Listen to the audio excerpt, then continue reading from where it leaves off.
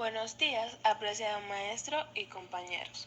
Mi nombre es M. Gabriela Martínez y junto a mis compañeras Katy Pineda, Catherine Rodríguez, Susan Ortiz y Luz de la Cruz les estaremos exponiendo sobre la época antigua y medieval, esperando así poder expresar todas las ideas y conocimientos de una manera clara para que ustedes también puedan comprender.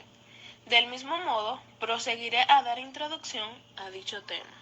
Los temas más importantes de la arquitectura antigua son las construcciones, los sistemas de provisión de agua de los antiguos romanos, la planificación de las ciudades griegas, los órdenes griegos, la arquitectura religiosa, el arte helénico, entre muchas otras manifestaciones.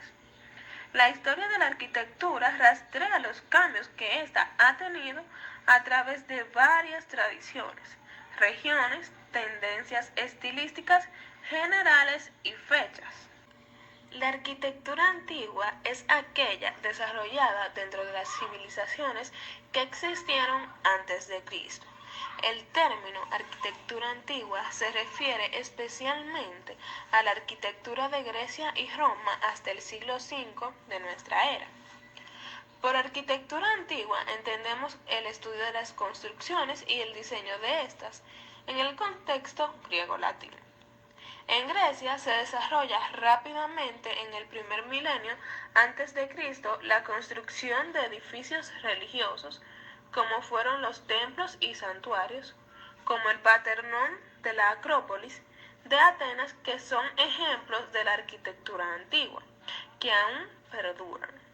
En el contexto romano, en lo que se refiere a los lugares de culto, la gran influencia tiene la arquitectura griega, mientras que en diferentes innovaciones, típicas de los constructores romanos, que ocurren en el diseño de edificios públicos y palacios imperiales. Buenos días, mi nombre es Luz de la Cruz y estaré hablando sobre los arquitectos egipcios. En el antiguo Egipto y otras sociedades primitivas, la gente creía en la omnipotencia de los dioses, con muchos aspectos de la vida diaria llevados a cabo con respecto a la idea de lo divino o sobrenatural, y la forma en que se manifestaba en los ciclos mortales de generaciones, años y estaciones. La arquitectura egipcia antigua se caracteriza por la tensión entre el mundo divino y lo mortal. Amenhotep fue el más grande erudito de Egipto, un sabio que ejerció como médico y astronauta, y que es considerado el primer ingeniero y arquitecto conocido en la historia. Amenhotep fue quien diseñó y construyó la primera pirámide, cuya función es la de complejo funerario de la pirámide escalonada de Saqqara para el rey Djéser. Imiuno ostentó los títulos de hijo real. Fue supervisor de los escribas del rey y director de todos los trabajos del rey bajo el reinado de Khufu durante la dinastía cuarta entre 2589 a.C. y 2566 a.C. No se tiene constancia fehaciente, pero se le supone el autor de la gran pirámide de Khufu, que domina la meseta de Giza y es el símbolo de poder faraónico por excelencia. Para entonces las técnicas constructivas habían evolucionado hasta alcanzar casi la perfección a los ojos de los egipcios de esa época. Ineni trabajó durante la dinastía 18 ya en el Reino Nuevo para Amenhotep I y Djéstimus I.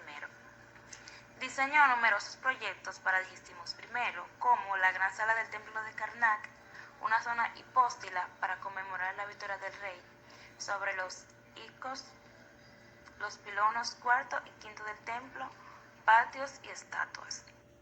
Senemut fue conocido por su relación personal con Hatshepsut, auténtica reina faraón de la dinastía 18 entre 1490 a.C. y 1468 a.C. La obra más conocida es el templo funerario de la reina Hatshepsut en Deir Bahari. No es una idea original, sino una retoma de un modelo anterior, del templo Mentunet II, construido 5 siglos antes, pero aumentado en tamaño y magnificencia. Ka trabajó durante los reinados de Amenhotep II, Tigistimus IV y Amenhotep III. Fue un arquitecto destacado y su tumba intacta se encontró en Deir Medina en 1906. En ella se encontraron herramientas como mazos, cinceles, utensilios de escribas, paletas con usos de tintas, cálamos, tablillas, modelos para hacer adobes e instrumentos de medición como escuadras con plomada, codos de madera para medir los estudios de un codo de 0.45 metros. K.E. Moset proyectó las primeras galerías de Serapeum de Memphis, lugar de descanso de los bueyes de Apis, y restauró varios monumentos como el templo solar del faraón Niserra y las pirámides de los faraones Saura y Unas del reino antiguo, en nombre de su padre, por lo que se le considera el primer egiptólogo de la historia. Buenas, soy Susan Ortiz y les estaré exponiendo sobre la arquitectura en la antigua Grecia. ¿Qué es la arquitectura griega? Bueno, pues es un estilo de la arquitectura que fue creada, producida y desarrollada por los pueblos de la antigua Grecia. Su cultura fue trascendental, floreció en la península griega y el Peloponeso, las islas del Egeo, en las colonias de Asia Menor e Italia por un periodo de alrededor del año 900 a.C. hasta el siglo I después de Cristo, con las primeras restantes obras arquitectónicas que datan de alrededor del año 600 a.C. La arquitectura griega antigua se reconoce por sus construcciones emblemáticas, donde recalcan sus templos, en el cual recaen su mayor influencia. Están los teatros al aire libre, otras representaciones como la puerta de entrada procesional o propilón, la plaza pública mejor conocida como ágora, rodeada de pisos con columnatas o estoas, edificio del ayuntamiento o volunterión, el monumento público, la tumba monumental o mausoleum y el stadium. Los arquitectos griegos antiguos, con sus obras imponentes, han proporcionado una base sólida para la arquitectura actual, particularmente en torno a los elementos centrales de simplicidad, armonía, perspectiva y proporción. Actualmente, la influencia de los arquitectos griegos recae en el uso de las columnas como eje central de las edificaciones, los teatros, estadios, plazas públicas y otros. Entre los arquitectos influyentes de la época griega antigua se encuentra Hipódamo de Mileto, data desde el 498 al 408 a.C. Fue un arquitecto griego, un planificador urbanístico, matemático, meteorólogo y filósofo, y se le considera el padre del planeamiento urbanístico. Este dio nombre al plan hipodámico, un esquema de ciudades en retícula, y vivió durante el siglo V a.C. en los albores de la época clásica de la antigua Grecia. Hipódamo no fue solo un arquitecto, fue un verdadero teórico del hábitat urbano. Fue él quien planeó el trazado urbanístico del Pireo o puerto de Atenas, probablemente en la época de Pericles. También él fue el arquitecto responsable de la colonia de Turios en la península itálica en el 443 a.C.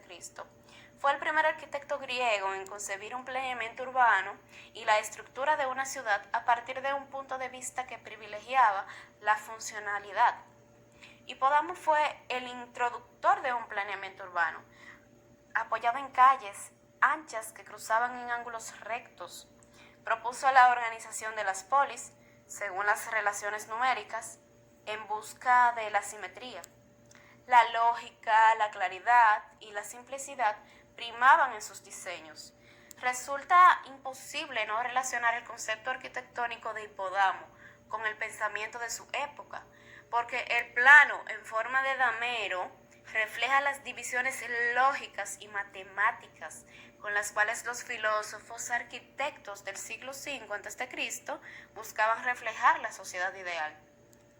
Hipódamo es considerado el primero de los urbanistas y el trazado que ideó se llama plan hipodámico, o trazado en damero.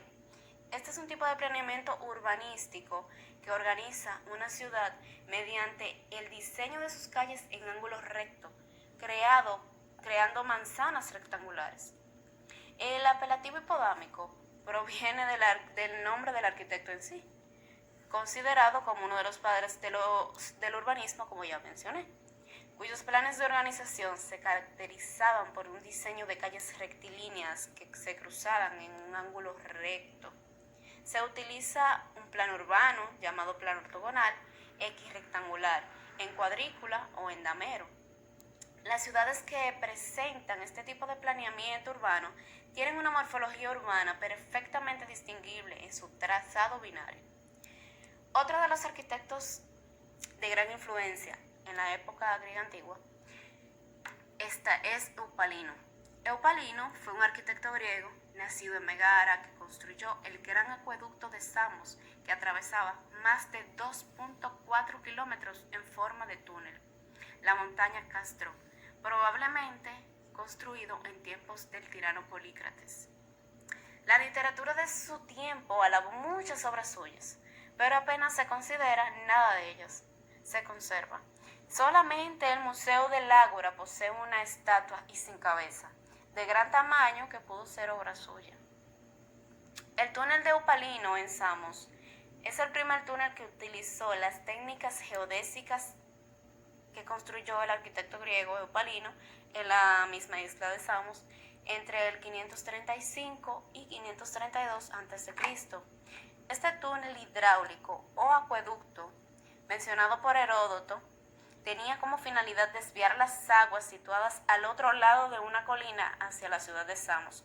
La perforación se efectuó a la vez a ambos lados de la colina, con ayuda de un método geodésico probablemente muy parecido al que describe Herón de Alejandría en su dióptrica, pero el arquitecto de Samos no dispone de un dióptrico en ese tiempo, ya que el instrumento de observación topográfica no fue inventado hasta 6 siglos más tarde por el propio Herón. Por ello, Eupalino comete un cierto número de errores involuntarios de trazado.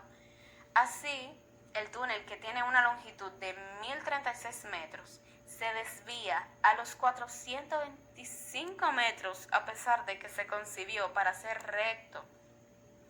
Por otro lado, la pendiente dada a la obra se reveló demasiado suave para permitir la circulación del agua, de manera que el fondo del túnel se excava más profundamente a medida que se aleja de la salida norte. A pesar de estas imperfecciones, que por otro lado se corrigieron, el túnel de Samos representa la primera gran etapa hacia el túnel moderno. Prosiguiendo, yo, M. Gabriela, continuaré exponiendo sobre la arquitectura medieval. La arquitectura medieval, que es una expresión historiográfica que engloba la producción arquitectónica del arte medieval. En la arquitectura de la Edad Media se desarrollan principalmente 3 estilos: el bizantino, a que influye durante todo el periodo; el románico, entre los siglos XI y XII, y el estilo gótico, entre el siglo XII hasta el siglo XV. Los principales hechos que influyeron la producción arquitectónica medieval fueron el de Europa y la hegemonía en todos los órdenes de la Iglesia Católica. A medida que el poder secular se sometía al poder papal, pasaba a ser la Iglesia la que aportaba el capital necesario para el desarrollo de las grandes obras arquitectónicas.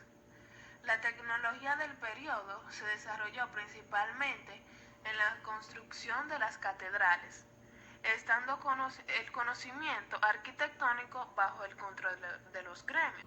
Saludos, mi nombre es Katy Pineda y yo les voy a estar hablando acerca de Roma y sus aportes a la arquitectura.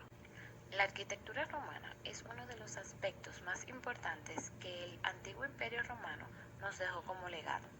Sus construcciones se caracterizan por su grandiosidad y su firmeza, lo que ha permitido que muchas de ellas aún estén de pie en nuestros días. En sus orígenes estuvo influenciada directamente por el arte etrusco y en parte también por la cultura griega. A todo esto habría que sumarle distintos elementos que fueron adquiriendo de cada una de las culturas mediterráneas que estaban bajo su dominio. Uno de estos aportes fueron los templos. Los templos que se levantaban en la época romana seguían el mismo patrón que el modelo etrusco, en el que una planta, generalmente de forma rectangular y con una única zona de entrada, se levantaba sobre un podio. Aunque lo habitual era que la planta fuera rectangular, también se construyeron templos de planta circular. Por ejemplo, el Panteón de Agripa, que tenía 40 metros de diámetro y muros de 8 metros de espesor. Las basílicas se trataban de amplias construcciones rectangulares cuyo fondo estaba reservado para el tribunal, separado del patio exterior público por una balaustrada. El interior se dividía en 3 partes mediante el uso de 2 filas de columnas. Estos edificios estaban destinados a transacciones comerciales, administración de justicia o cualquier otra situación relacionada con la vida civil. También están los teatros. A la hora de construir sus teatros, los romanos siguieron la idea original de Grecia, pero con pequeñas modificaciones. Una de las más importantes fue que la zona de la orchestra no se utilizaba para el coro y los actores, sino que se convirtió en algo parecido a un patio de butacas para los habitantes más distinguidos.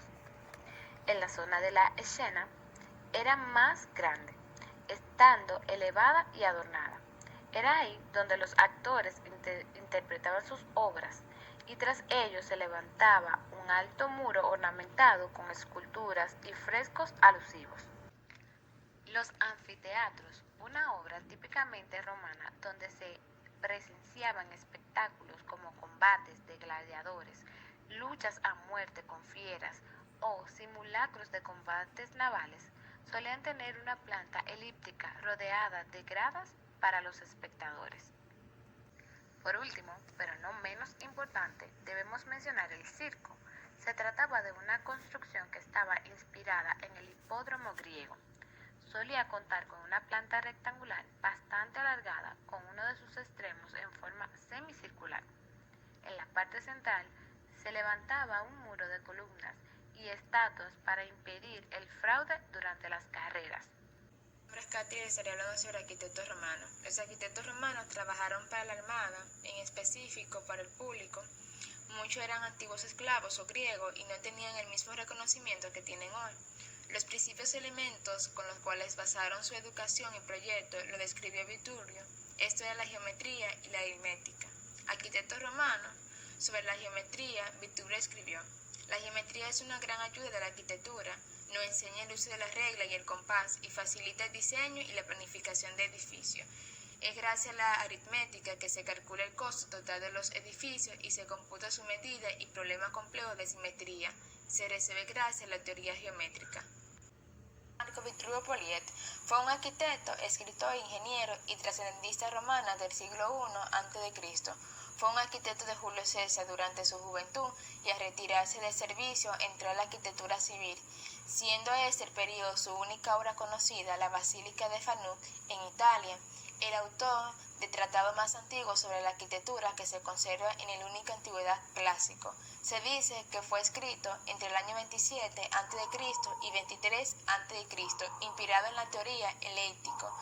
Se refiere expresándose a las grandes obras, órdenes, materiales, técnicas decorativas, construcción, tipo de edificio, hidráulicas, colores, mecánica, entre otros. Vitruvio es famoso por afirmar en su libro de arquitectura que ciertos edificios públicos deben exhibir las 3 cualidades de firmitas y menusta, es decir, deben ser sólidos, útiles y hermosos. Esta triada se usa para describir la arquitectura en general, aunque la descripción vitruviana de la disciplina es muy diferente. Máquina. El trabajo es importante por describir las diferentes máquinas utilizadas para la estructura de ingeniería, tales como montacargas, la crúa y la polea, también máquinas de guerra como catapulta y bayeta. Acueducto. Su descripción de la construcción de un acueducto incluye la forma en que se registra y la cuidadosa elección de los materiales necesarios.